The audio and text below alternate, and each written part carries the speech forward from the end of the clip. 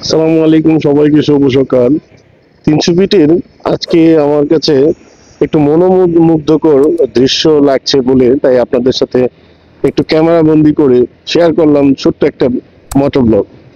তা আপনারা লক্ষ্য করবেন, শীতের আগমনের জন্য যেটা দরকার, শীতল বাতাস, শীতল পরিবেশ এবং শীতের যেই চিরচেনা আহ, রূপ, কুয়াশা দূর থেকে দেখতে পাচ্ছেন আপনারা। দূরের যেই আহ, আকাশ, দূরের যেই চিত্র, সেখানে কুয়াশার কারণে দেখা যাচ্ছে না। তার মানে আহ, আবহাওয়া এবং প্রকৃতি আমাদেরকে জানিয়ে দিচ্ছে শীত আমাদের অতি নিকটে, শীতের কাছে আমরা চলে এসেছি।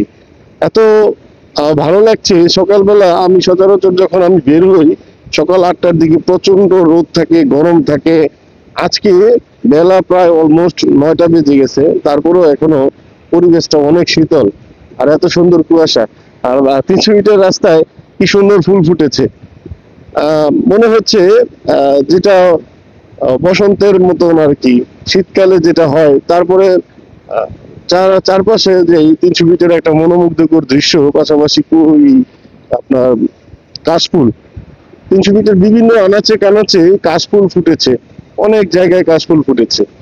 তা আসলে আমার কাছে এত ভালো লাগছে সকালের এই ঠান্ডা ওয়েদারটা, আমার মনটা জুড়িয়ে যাচ্ছে। যার কারণে আমি আপনাদের সাথে এই ছোট্ট ভিডিওর মাধ্যমে এই পরিবেশ সম্পর্কে একটু শেয়ার করলাম।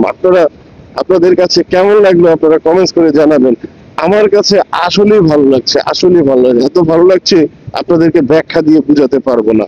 তো এই শীতের ওয়েদারটাকে আপনাকে এনজয় করতে হলে, উপভোগ করতে হলে সকালবেলা আপনাকে 300 ফিটে চলে আসতে হবে, কিংবা আপনার আশেপাশে যদি খোলামেলা কোনো সিনারিও, কোনো জায়গা থাকে, সেখানেও আপনি আসতে পারেন এই সকালের আবহাওয়াটাকে উপভোগ করার জন্য।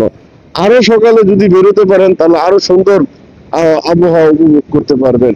শীত কার না ভালো লাগে? শীতের মধ্যে একটু ঘুমাতে বেশি মন চায়, শীতের মধ্যে পিঠাপুলি বানায়।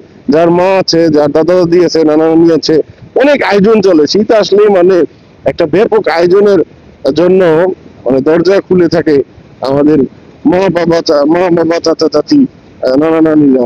এত সুন্দর, এত সুন্দর পরিবেশ তখন সৃষ্টি হয়, তখন আসলে উৎসবমুখর অবস্থায় চলে যায়। আমাদের গ্রাম বাংলার কথা বলছি আমি। এটা আমাদের গ্রাম বাংলায় এরকম চিরায়ত রূপ এগুলা, শীতকাল আসলে এরকম হয়। তো সবাইকে আজকের এই ছোট মোটো ব্লগ থেকে বিদায় নিচ্ছি। আজকের ব্লগটি কেমন লাগলো আপনারা কমেন্টস বক্সে জানাবেন। ধন্যবাদ সবাইকে। আসসালামু আলাইকুম।